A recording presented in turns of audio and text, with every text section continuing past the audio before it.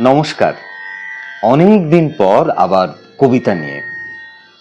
ইদানিং জয় এবং পরাজয়, হেরে যাওয়া এবং জিতে যাওয়া, প্রাপ্তি অপ্রাপ্তি, এই বিষয়গুলো ভীষণ ভাবাচ্ছে।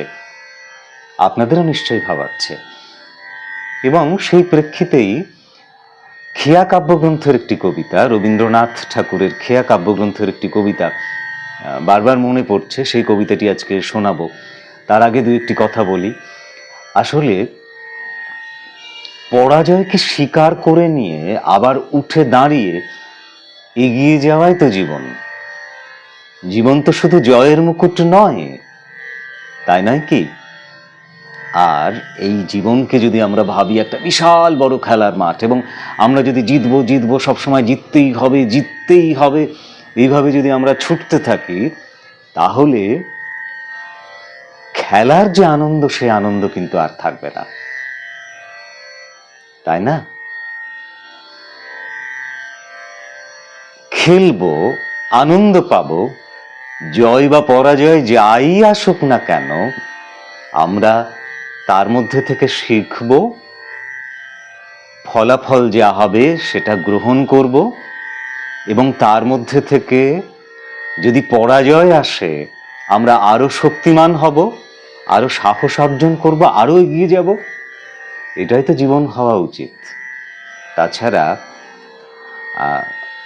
শুধু জয়ী হতে থাকলে তো এই জয়ের মধ্যে দিয়ে একটা অহংকার আসে, আর পরাজয় আমাদেরকে দেয় গভীরতা, আমাদেরকে দেয় আত্মজ্ঞান। আমরা নিজেকে শুধরে নিতে পারি, তাই নয় কি? কখনো কখনো ঈশ্বর কিন্তু আমাদেরকে জয়ের মুকুট দেন না, পরাজয়ের মধ্যে দিয়ে প্রজ্ঞার আলো দেন, তাই নয় কি? আসুন কবিতাটা শোনায়। মোদের হারের দলে বসিয়ে দিলে, মোদের হারের দলে বসিয়ে দিলে জানি আমরা পারবো না।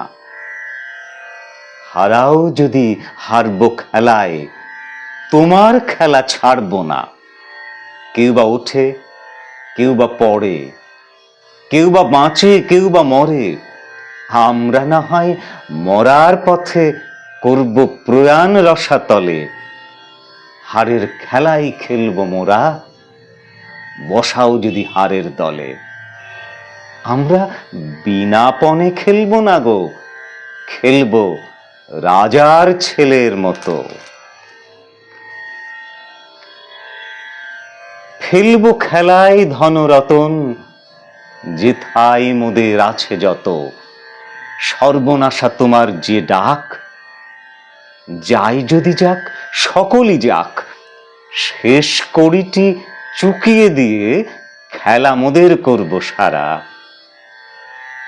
তারপরে কোন বনের কোণে হারের দলটি হব হারা, তবু এই হারা তো শেষ হারা নয়, আবার খেলা আছে পরে।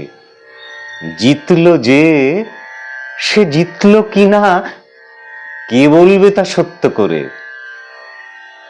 হেরে তোমার করব সাধন, ক্ষতির খুরে কাটবো বাঁধন, শেষ দানেতে তোমার কাছে বিকিয়ে দেব আপনারে। তারপরে কি করবে তুমি, সে কথা কেউ ভাবতে পারে? কি অসাধারণ কবিতা, তাই না?